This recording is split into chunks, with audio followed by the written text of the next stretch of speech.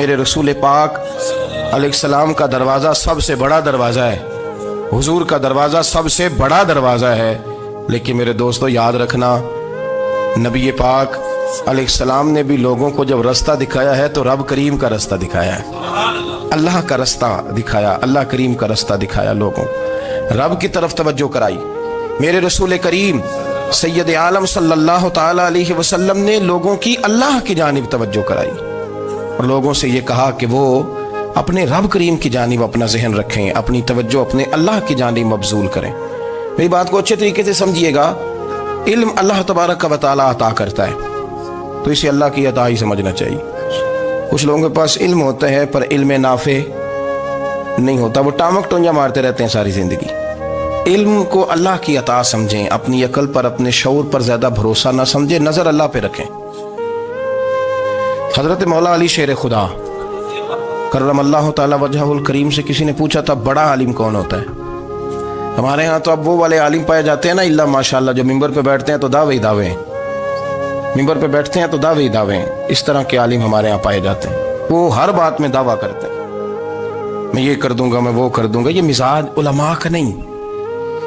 حضرت علی المرتضیٰ سے کسی نے پوچھا بڑا عالم کون ہوتا ہے؟ فرمایا بڑا عالم وہ ہوتا ہے کہ جسے مسئلے کا پتہ نہ ہو تو وہ کہہ دے مجھے نہیں پتا، میں پتہ کر کے بتاؤں گا، غلط بات بیان نہ کرے۔ امام مالک سے کسی نے کوئی مسئلہ پوچھا تو آپ فرمانے لگے مجھے اس سوال کا جواب نہیں آتا، ہمارے بزرگ سمجھاتے کیا ہے؟ وہ کہنے لگا آپ اتنے بڑے امام ہیں تو اس سوال کا جواب نہیں آتا۔ آپ فرمانے لگے اگر مجھے ہر سوال کا جواب آتا پھر تو میں خدا ہوتا، مجھے ہر سوال کا جواب نہیں آتا، مجھے تو اتنا آتا ہے جتنا میرے رب نے مجھے عطا کر دیا ہے۔ اپنی نظر اللہ پہ رکھیں، نکل آئیں اس معمے سے باہر کہ میں کوئی بلا ہوں، مجھے بڑا پتہ ہے، میرے پاس 6 ڈگریاں ہیں، مجھے 10 جگہ پہ تدریس کا شغف حاصل ہے، اس سے نکلیں باہر۔ قرآن مجید دیکھیے گا، اللہ تعالیٰ نے ارادہ قدرت فرمایا کہ میں حضرت آدم کو بناؤں گا، پھر بنانے کے بعد فرمایا فرشتوں سجدہ کرو آدم کو، سب نے سجدہ کیا الا ابلیس ابا واستکبر وکان من الکافرین، سب نے سجدہ کیا سوائے ابلیس کے، اس نے انکار بھی کیا، تکبر بھی کیا اور کافروں میں سے ہو گیا۔ تو یہ جب اللہ تعالیٰ نے سجدہ کرایا تو کیسے کرایا؟ اللہ تبارک و تعالیٰ نے نا حضرت آدم کو علم سکھایا خود، وعلم آدم الاسماء کلہا، خود اللہ فرماتے ہیں کہ میں نے جناب آدم علیہ السلام کو تمام اشیاء کے نام سکھائے، سب اشیاء کے نام سکھائے۔ تو وہ چیزیں پھر میں نے نا، اللہ فرماتے ہیں میں نے فرشتوں پہ پیش کی، میں نے کہا کہ بتاؤ ان کے نام کیا ہے، تو فرشتوں نے جو جواب دیا وہ سمجھنے والا ہے۔ اللہ نے چونکہ خود علم سکھایا تھا حضرت آدم کو، جناب آدم سکھایا تھا، لیکن فرشتوں کو نہیں سکھایا تھا۔ تو اللہ کریم نے فرمایا فرشتوں اب یہ بتاؤ ان چیزوں کے نام کیا ہیں؟ تو فرشتے کیا کہتے ہیں؟ فرشتے عرض کرتے ہیں قالوا سبحانک لا علم لنا۔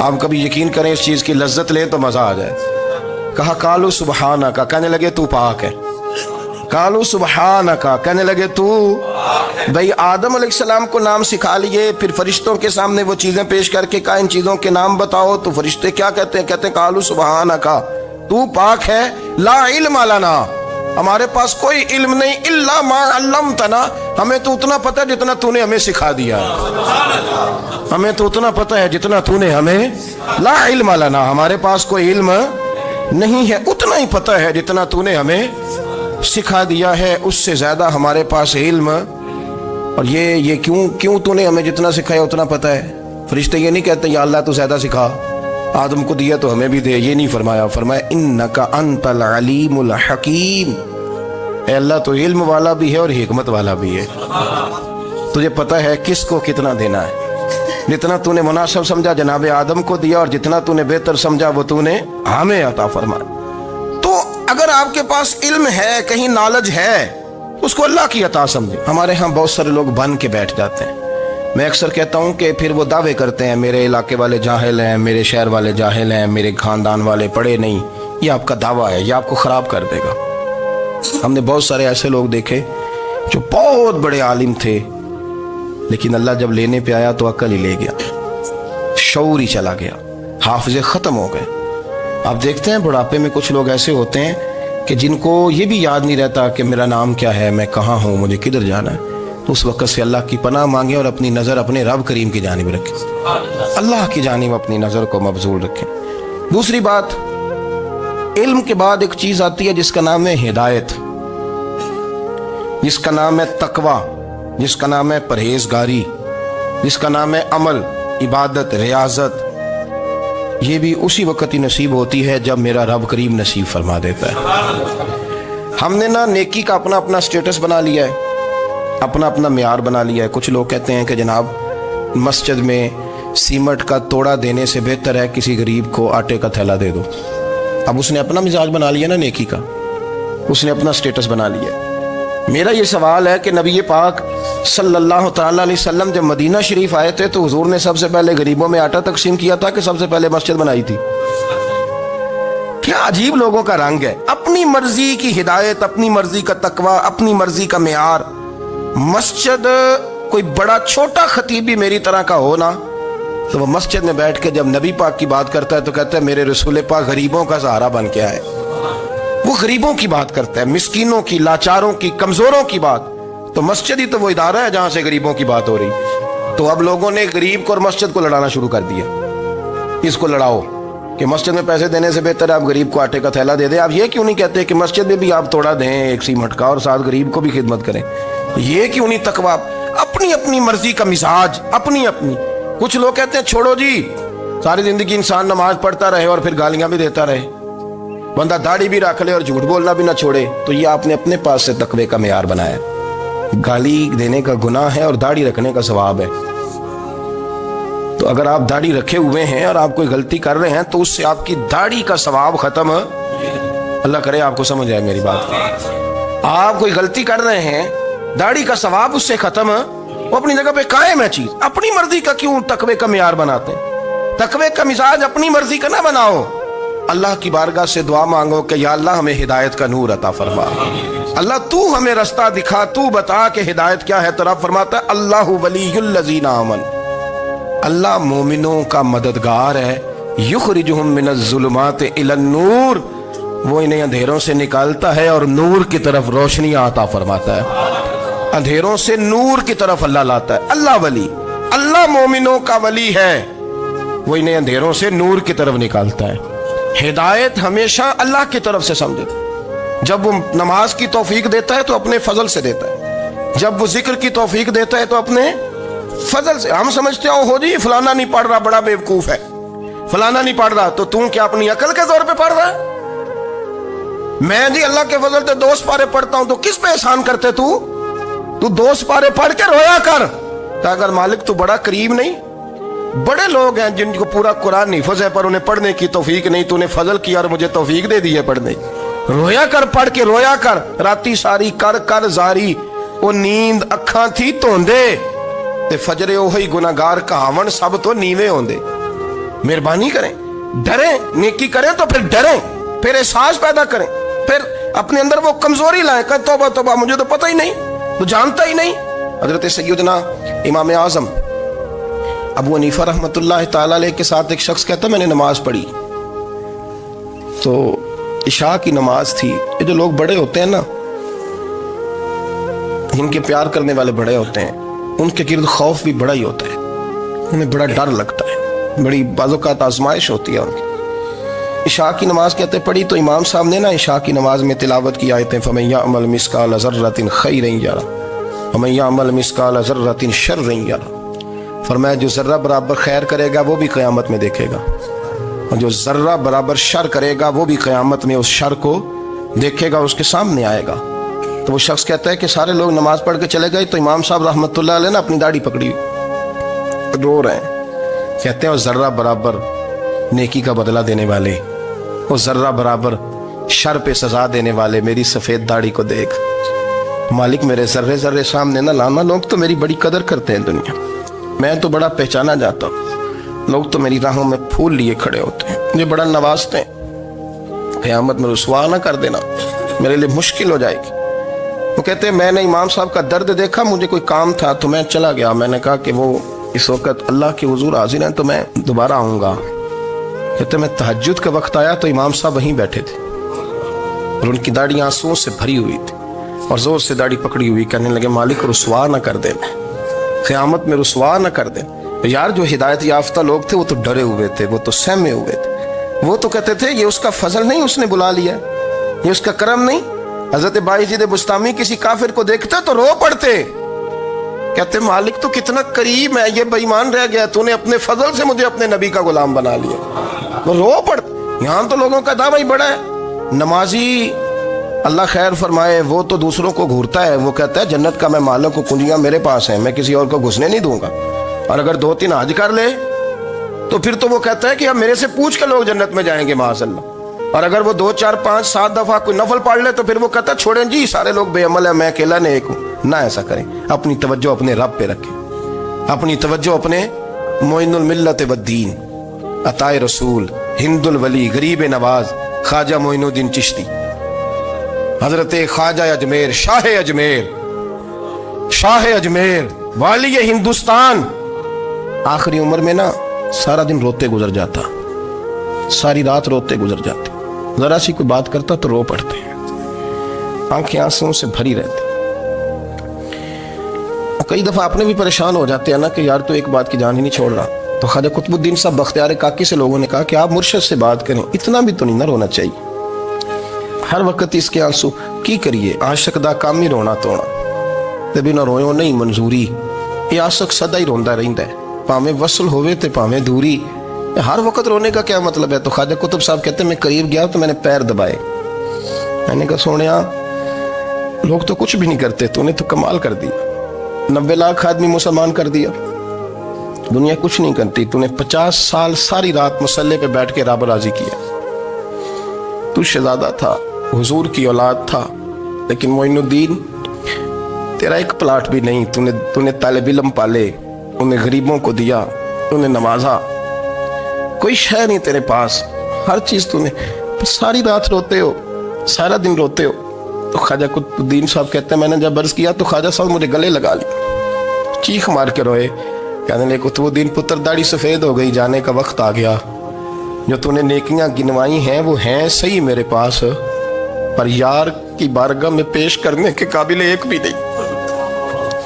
نہیں. تو بارگاہ تو دیکھ کتنی بڑی ہے، رسول کریم کی بارگاہ میں پیش کرنے کے قابل ان میں سے ایک بھی نہیں. تو آستانہ دیکھ کتنا بڑا ہے، کیا پیش کروں گا، کیا عرض کروں گا حضور کی بارگاہ میں، کس طرح.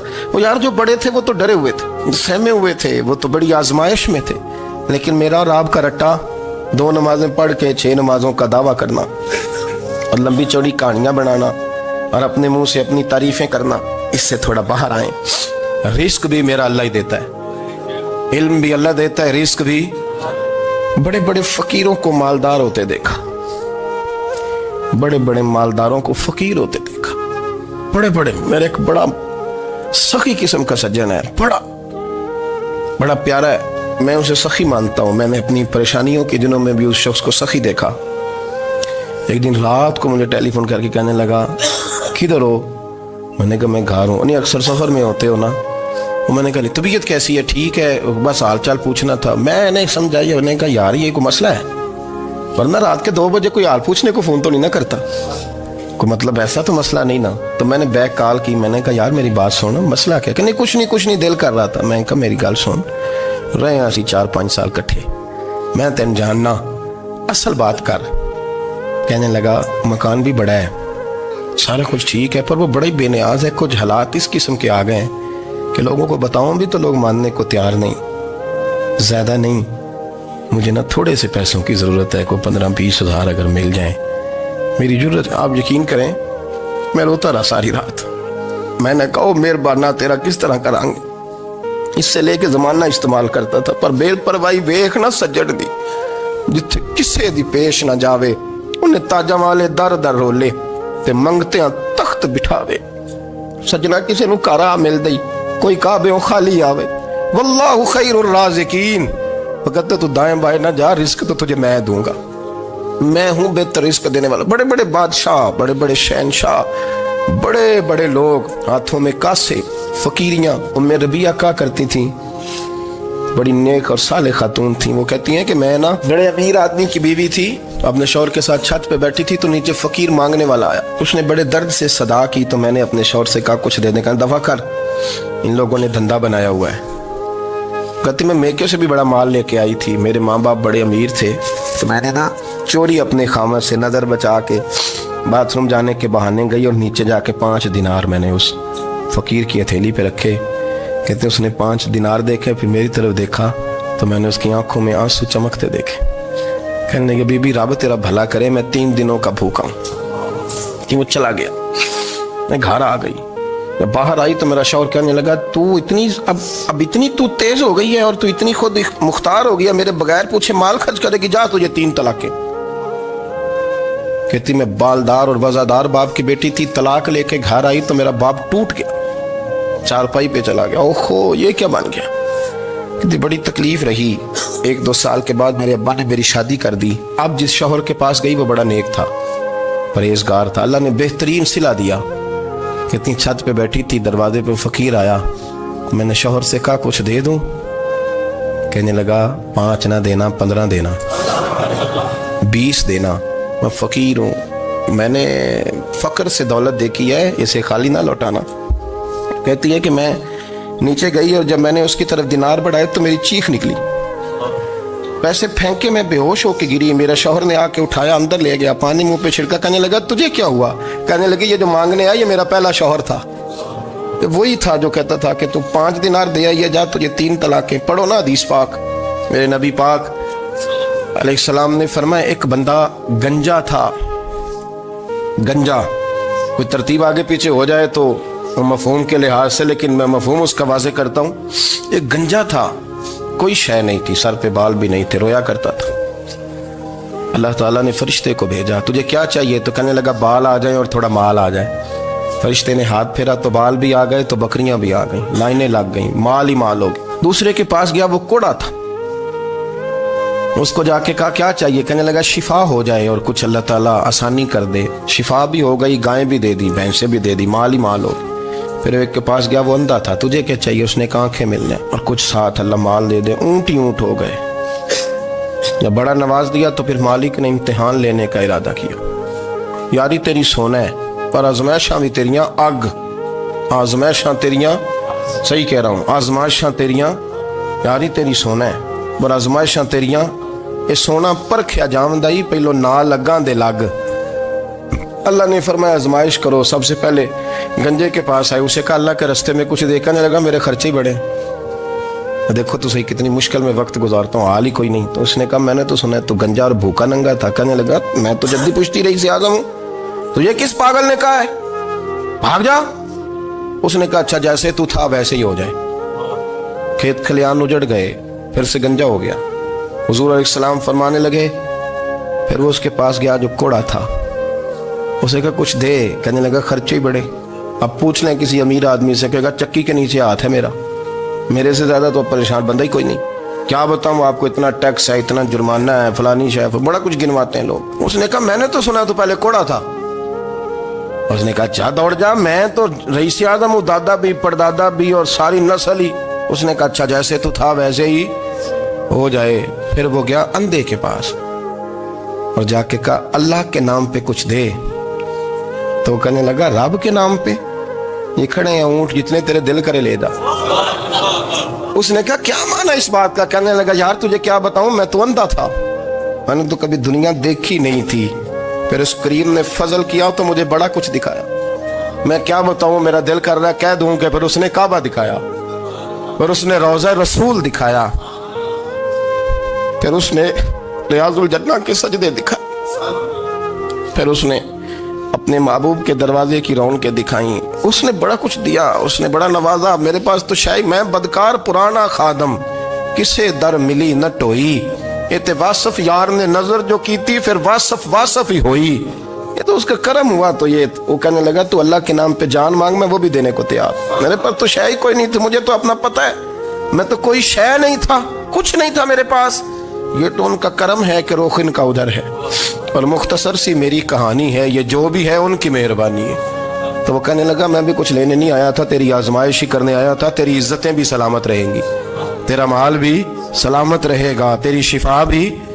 अपनी जिंदगी में कभी भी अल्लाह की बारगाह से तवज्जो इधर उधर न करें, छोड़े लोग क्या कर रहे हैं, दुनिया क्या कह रही, कभी भी अपनी तवज्जो दाएं। हमारा ये मसला बन गया कि हमारी सियासत है, हमारी दुनियादारी है, हम बंदों को राजी करना चाहते हैं। हम देखते हैं कौन किस तरह, और आप यकीन करें आप थक जाएंगे, बंदे राजी नहीं होंगे।